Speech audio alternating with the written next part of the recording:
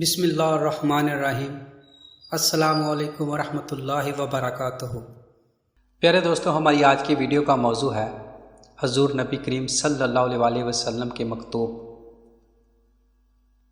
اس video میں ہم بات کریں گے کہ آپ نبی کریم صلی اللہ علیہ وسلم نے شاہ روم کے نام جو خط لکھا تھا اس کا عنوان کیا تھا، اور اس خط میں آپ صلی اللہ علیہ وسلم نے شاہ روم کو کیا دعوت دی تھی۔ اور اس ویڈیو میں ہم آپ کو وہ خط بھی پڑھ کر سنائیں گے جو آپ صلی اللہ علیہ وسلم نے روم کے بادشاہ قیصر کے نام لکھا تھا۔ اس لیے آپ نے ویڈیو کو مکمل دیکھنا ہے، سکپ نہیں کرنا۔ ویڈیو کو شروع کرنے سے پہلے آپ دوستوں سے گزارش ہے کہ اگر آپ نے ابھی تک ہماری ویڈیو کو لائک نہیں کیا تو اس کو ایک لائک کر دیں، اور اگر آپ پہلی دفعہ ہمارے چینل پر آئے ہیں تو چینل کو سبسکرائب کر آل نوٹیفیکیشن کو آن کرنا مت بھولیے، تاکہ ہماری ہر نئے آنے والی ویڈیو کا نوٹیفیکیشن آپ دوستوں کو سب سے پہلے مل سکے۔ تو چلیے ویڈیو کا آغاز کرتے ہیں۔ پیارے دوستو، حضرت داہیہ کلبی فرماتے ہیں کہ مجھے حضور نبی کریم صلی اللہ علیہ وسلم نے خط دے کر قیصر کے پاس بھیجا۔ میں نے قیصر کے پاس پہنچ کر اسے حضور صلی اللہ علیہ وسلم کا خط دیا۔ اس کے پاس اس کا بھتیجا بیٹھا ہوا تھا جس کا رنگ سرخ اور آنکھیں نیلی اور بال بالکل سیدھے تھے۔ جب اس نے حضور صلی اللہ علیہ وسلم کا خط پڑھا تو اس میں یہ مضمون تھا: محمد رسول اللہ صلی اللہ علیہ وسلم کی جانب سے روم والے ہرقل کے نام۔ حضرت داہیہ فرماتے ہیں اتنا پڑھ کر اس کا بھتیجا زور سے گھرایا اور گرج کر کہا، یہ خط آج ہرگز نہیں پڑھا جائے گا۔ قیصر نے پوچھا کیوں؟ اس نے کہا اس وجہ سے کہ ایک تو اس نے خط اپنے نام سے شروع کیا ہے، اور دوسرا یہ کہ آپ کو روم والا لکھا ہے، شاہ روم نہیں لکھا۔ قیصر نے کہا نہیں، تمہیں یہ خط ضرور پڑھنا پڑے گا۔ جب اس نے سارا خط پڑھ کر سنا دیا اور تمام درباری قیصر کے پاس چلے گئے تو قیصر نے مجھے اپنے پاس بلایا، اور جو پادری مدار المحام اور خاص مشیر تھا اسے پیغام بھیج کر بلا لیا۔ لوگوں نے بھی اس پادری کو ساری باتیں بتائیں اور قیصر نے بھی بتائیں، اور اسے حضور صلی اللہ علیہ وسلم کا خط پڑھنے کے لیے دیا۔ تو اس پادری نے قیصر سے کہا، یہ تو وہی شخص ہے جن کا ہم انتظار کر رہے تھے اور جن کی ہم کو حضرت عیسیٰ علیہ السلام نے بشارت دی تھی۔ قیصر نے پادری سے کہا، میرے بارے میں آپ کا کیا حکم ہے؟ پادری نے جواب دیا، میں تو ان کی تصدیق کروں گا اور ان کا اتباع کروں گا۔ قیصر نے اس سے کہا کہ اگر میں ایسا کروں تو میری بادشاہت چلی جائے گی۔ اس کے بعد ہم قیصر کے پاس سے باہر نکل آئے۔ حضرت ابو سفیان رضی اللہ تعالیٰ عنہ ان دنوں تجارت کے لیے وہاں آئے ہوئے تھے۔ ان کو بلا کر قیصر نے ان سے یہ پوچھا کہ جو آدمی تمہارے ہاں ظاہر ہوا ہے وہ کیسا ہے؟ ابو سفیان نے جواب دیا، ان کا خاندان ایسا اونچا ہے کہ کوئی خاندان اس سے بڑھ کر ہو ہی نہیں سکتا۔ قیصر نے کہا، یہ نبوت کی نشانی ہے۔ پھر اس نے پوچھا کہ اس کی سچائی کس درجے کی ہے؟ ابو سفیان نے جواب دیا کہ انہوں نے کبھی جھوٹ نہیں بولا۔ تو قیصر نے کہا، یہ بھی نبوت کی نشانی ہے۔ پھر قیصر نے پوچھا، ذرا یہ تو بتاؤ کہ تمہارے ساتھیوں میں سے جو ان سے جا ملتا ہے کیا وہ تمہاری طرف واپس آتا ہے؟ ابو سفیان نے کہا نہیں۔ قیصر نے کہا، یہ بھی نبوت کی ایک علامت ہے۔ پھر قیصر نے پوچھا کہ جب وہ اپنے ساتھیوں کو لے کر جنگ کرتے ہیں تو کیا کبھی وہ پسپا بھی ہوئے ہیں؟ ابو سفیان نے کہا، ہاں، ان کی قوم نے ان سے کئی مرتبہ جنگ کی ہے، کبھی وہ شکست دے دیتے ہیں، کبھی ان کو شکست ہو جاتی ہے۔ قیصر نے کہا، یہ بھی نبوت کی نشانی ہے۔ حضرت داہیہ فرماتے ہیں کہ پھر قیصر نے مجھے بلایا اور کہا، اپنے ساتھی کو پیغام پہنچا دینا کہ میں اچھی طرح جانتا ہوں کہ وہ نبی ہیں، لیکن میں اپنی بادشاہت نہیں چھوڑ سکتا۔ حضرت داہیہ فرماتے ہیں کہ پادری کا یہ ہوا کہ لوگ ہر اتوار کو اس کے پاس جمع ہوتے تھے اور وہ باہر ان کے پاس آ کر ان کو وعظ و نصیحت کیا کرتا تھا۔ اب جب اتوار کا دن آیا تو وہ باہر نہ نکلا اور اگلے اتوار تک وہ اندر ہی بیٹھا رہا، اور اس دوران میں اس کے پاس آتا جاتا رہا۔ وہ مجھ سے باتیں کیا کرتا اور مختلف سوالات کرتا رہتا۔ جب اگلا اتوار آیا تو لوگوں نے اس کے باہر آنے کا بڑا انتظار کیا، لیکن وہ جب باہر نہ آیا بلکہ بیماری کا عذر کر دیا، اور اس نے ایسا کئی مرتبہ کیا۔ پھر تو لوگوں نے اس کے پاس یہ پیغام بھیجا، یا تم ہمارے پاس باہر آؤ، نہیں تو ہم زبردستی اندر آ کر تم کو قتل کر دیں گے۔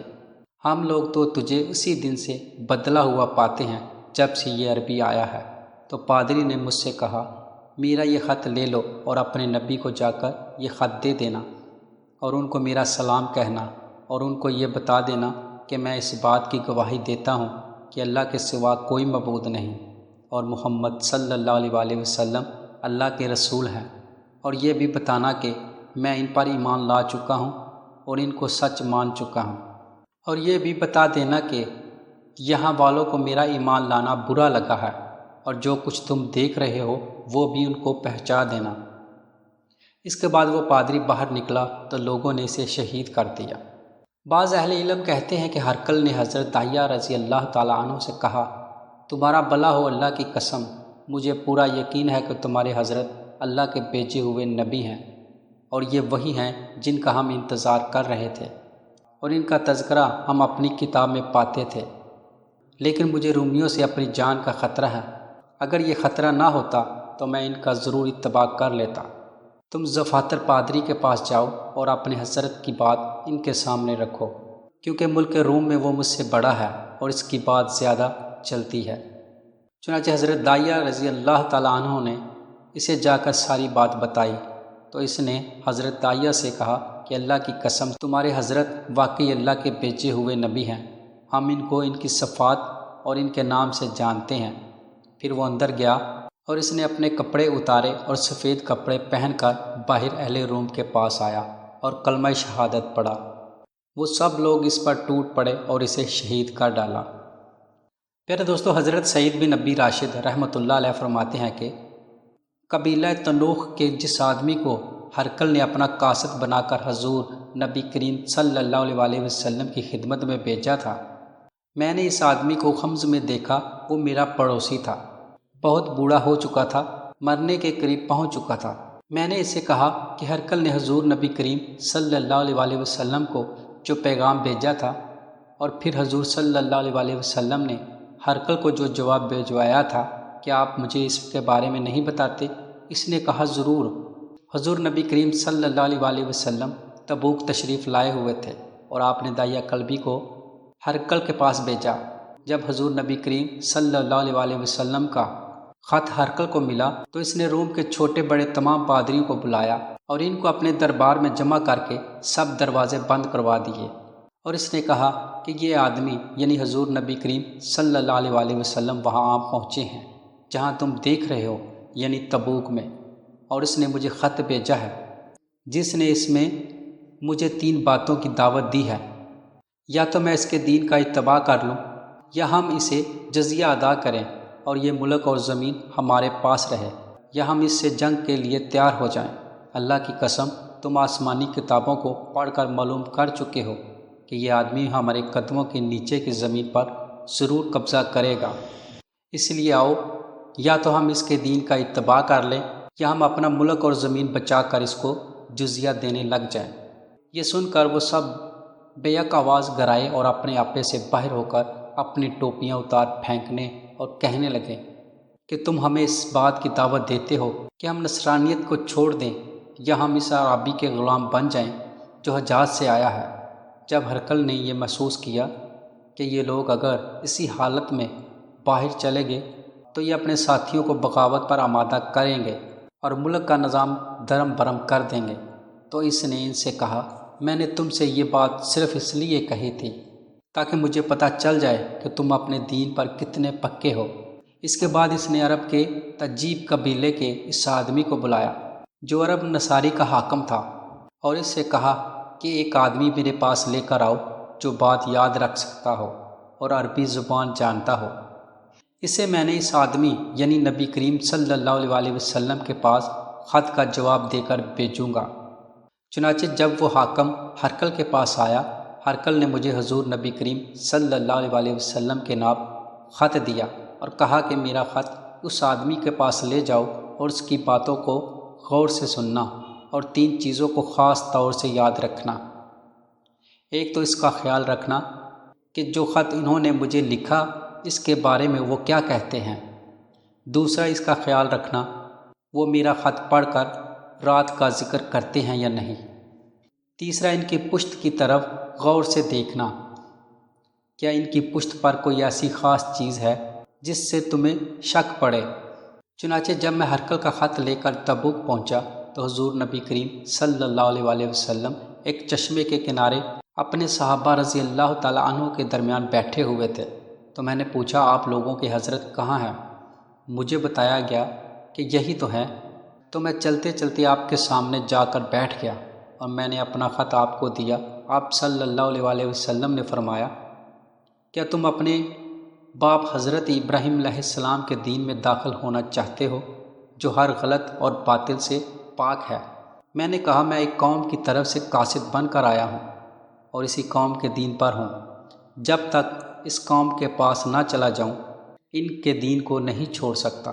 اس پر آپ صلی اللہ علیہ وآلہ وسلم نے یہ آیات پڑھی جس کا ترجمہ کچھ یوں ہے، تو راہ پر نہیں لاتا جس کو تو چاہے، پھر اللہ راہ پر لائے جس کو چاہے، اور وہی خوب جانتا ہے جو راہ پر آئیں گے۔ اس کے بعد فرمایا، کیا تنوخی بھائی، میں نے ایک خط نجاشی کو بھیجا تھا، اس نے میرا خط پھاڑ دیا، اس وجہ سے اللہ تعالیٰ اسے اور اس کے ملک کو پھاڑ دے گے۔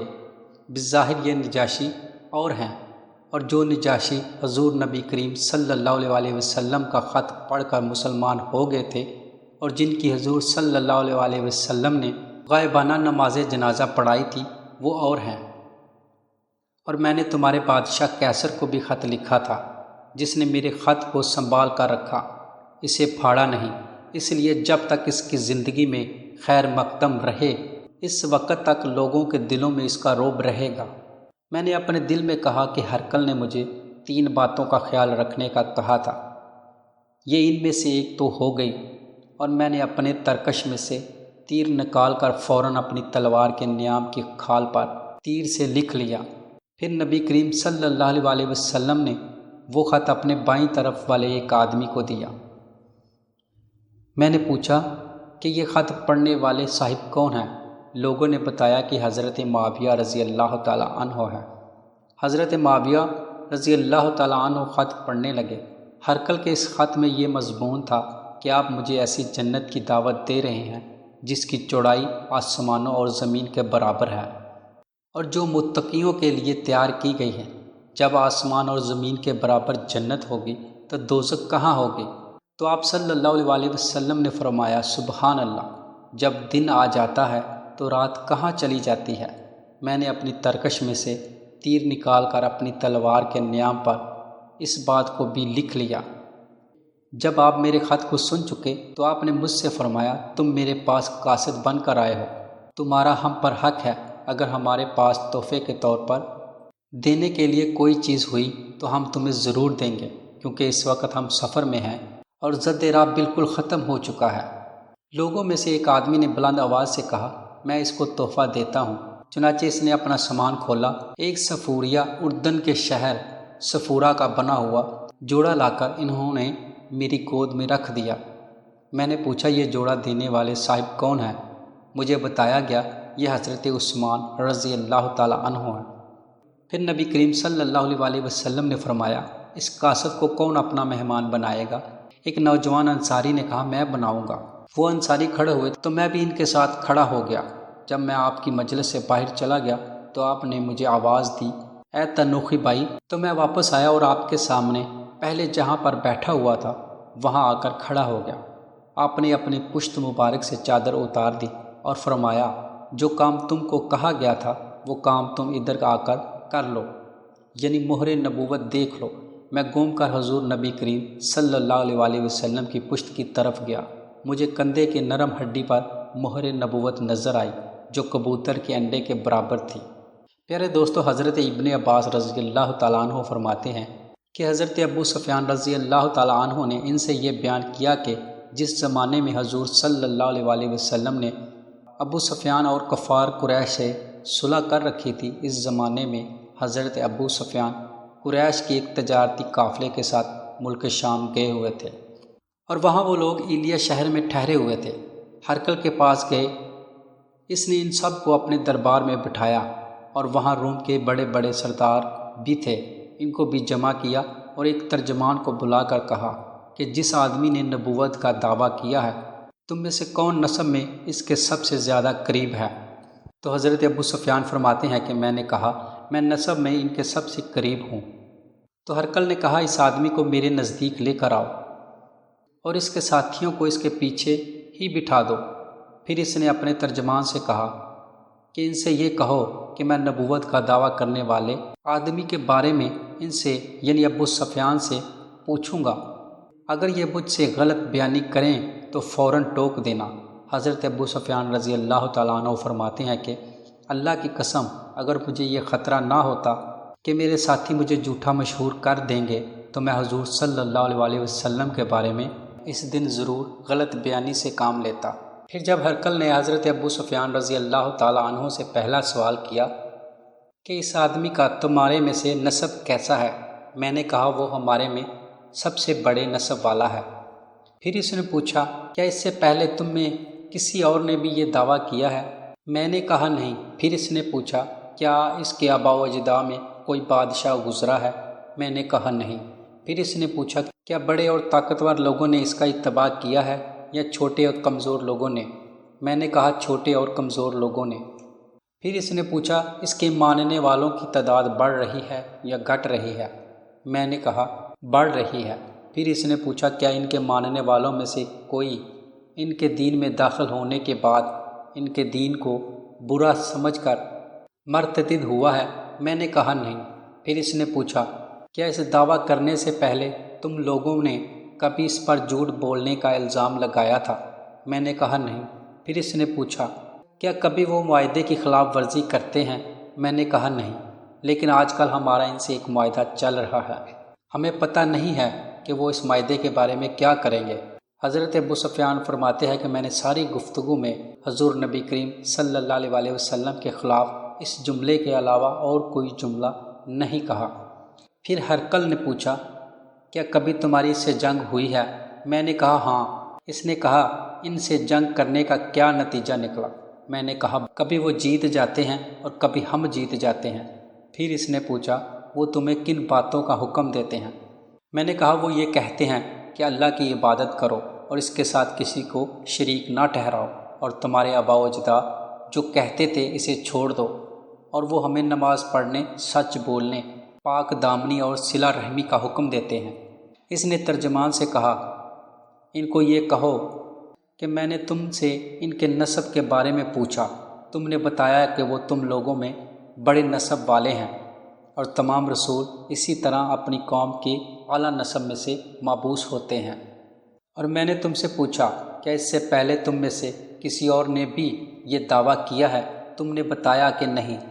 میں نے تم سے پوچھا کیا اس دعویٰ کرنے سے پہلے تم لوگوں نے ان پر جھوٹ بولنے کا الزام لگایا تھا؟ تم نے کہا نہیں۔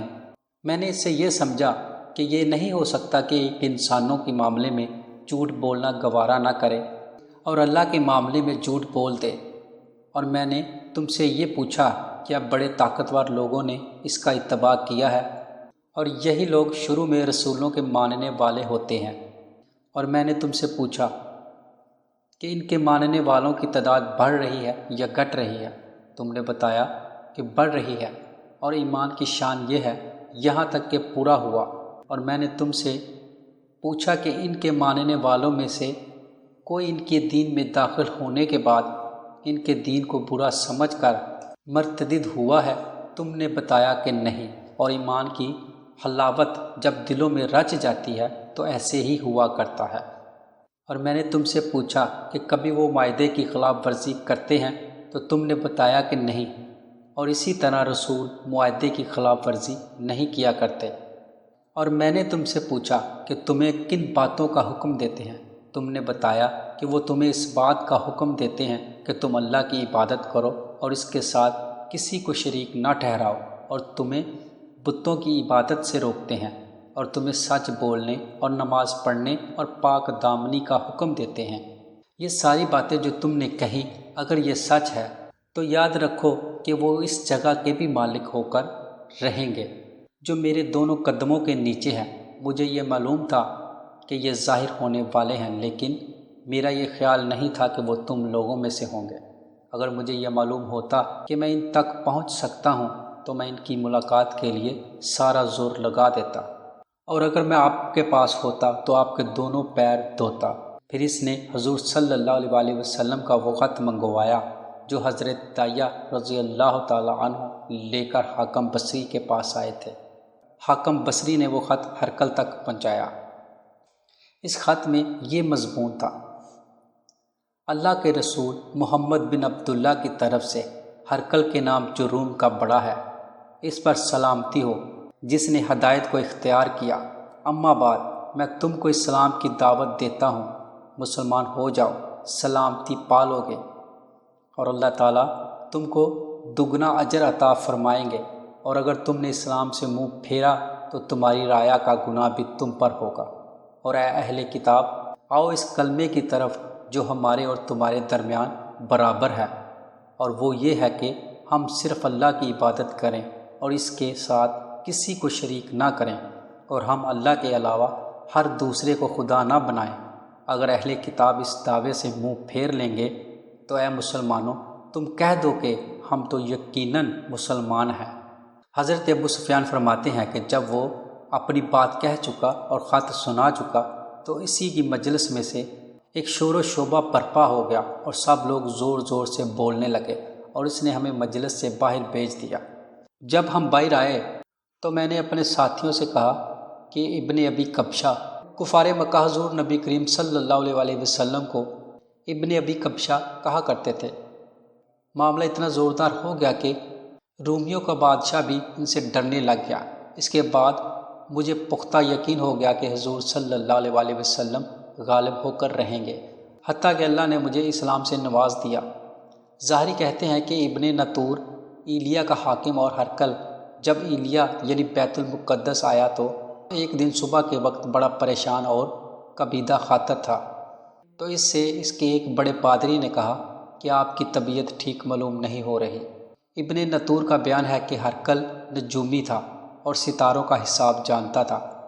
پادری کے پوچھنے پر اس نے یہ بتایا کہ ستاروں میں غور کرنے سے مجھے پتہ چلا ہے کہ ختنہ والے بادشاہ کا دنیا میں ظہور ہو چکا ہے۔ تم یہ بتاؤ کہ لوگوں میں سے کس قوم میں ختنے کا رواج ہے؟ انہوں نے کہا کہ صرف یہودی ختنہ کرتے ہیں، اور یہودیوں کی طرف سے آپ کو پریشان ہونے کی ضرورت نہیں ہے۔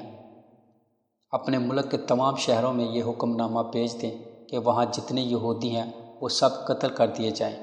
ان لوگوں میں ابھی یہ گفتگو ہو رہی تھی کہ اتنے میں غسان کے بادشاہ کا بھیجا ہوا قاصد آ پہنچا، اور اس نے ان کو حضور صلی اللہ علیہ وسلم کے بارے میں خبر دی۔